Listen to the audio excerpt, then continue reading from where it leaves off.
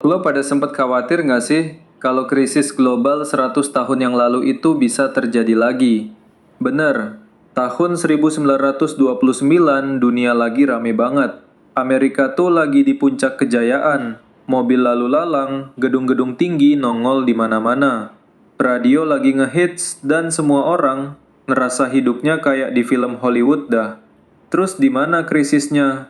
Ceritanya gini, abis Perang Dunia Pertama, ekonomi Amerika naik gila-gilaan. Pabrik rame, orang kerja, duit ngalir deras. Nah, mulai tuh orang-orang pada demen investasi saham. Saham jadi tren baru, kayak anak muda sekarang beli kripto atau NFT. Lucunya nih, bukan cuma orang kaya aja. Tukang cukur, petani, guru, sampai ibu rumah tangga juga ikut beli saham. Dan banyak yang beli pakai duit pinjaman, alias margin buying. Beli saham tapi utangnya belum lunas bro. Mereka mikir, ntar juga naik terus, bisa bayar utang malah dapat untung.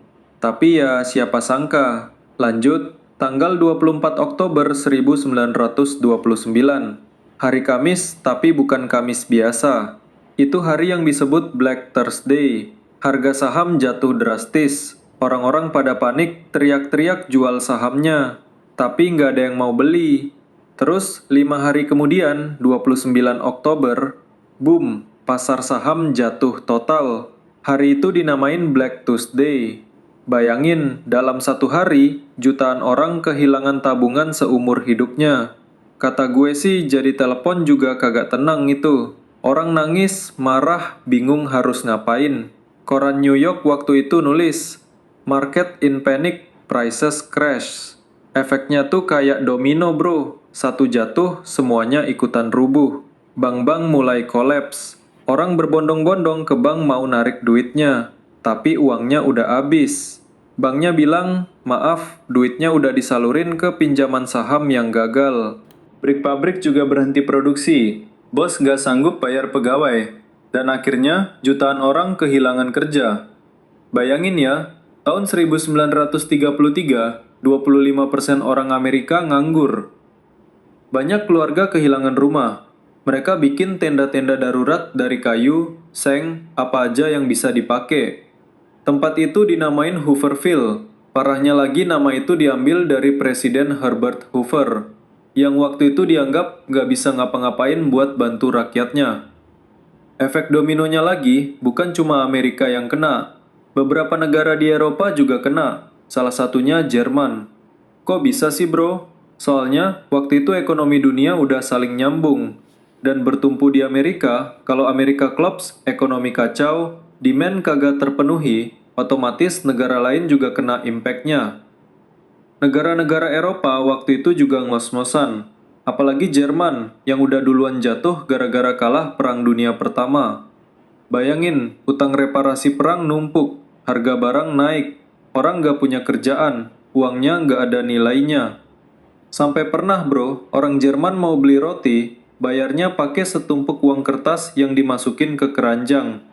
Itu kejadian nyata, namanya hiperinflasi.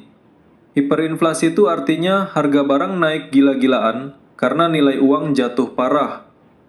Nah, di situ muncul tokoh-tokoh yang bilang, udah deh, sistem demokrasi gak ngaruh, kita butuh pemimpin kuat.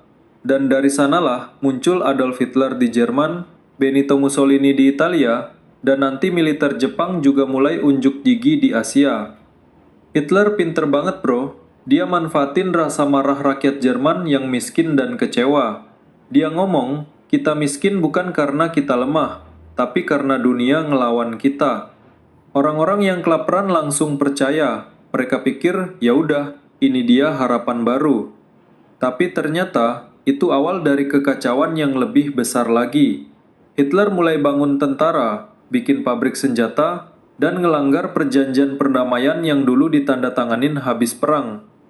Sementara negara lain, kayak Inggris sama Prancis, masih sibuk nyembuhin ekonominya sendiri, nggak mau ribut.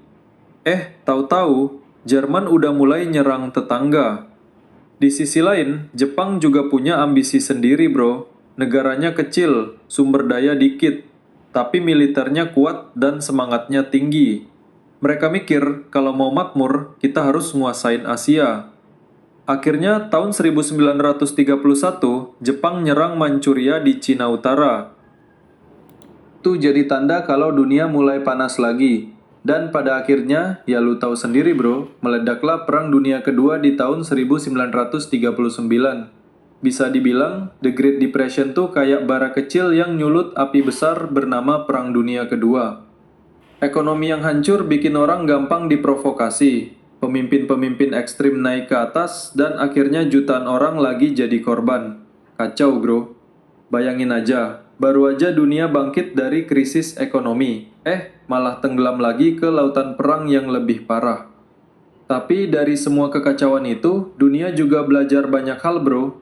Abis Perang Dunia Kedua kelar di tahun 1945, para pemimpin dunia sadar, gak bisa nih ekonomi dibiarkan liar tanpa aturan kayak dulu. Akhirnya dibentuklah lembaga-lembaga internasional kayak IMF dan International Monetary Fund, World Bank dan Bank Dunia, dan sistem perdagangan global buat jaga stabilitas. Tujuannya, biar krisis segede The Great Depression gak kejadian lagi.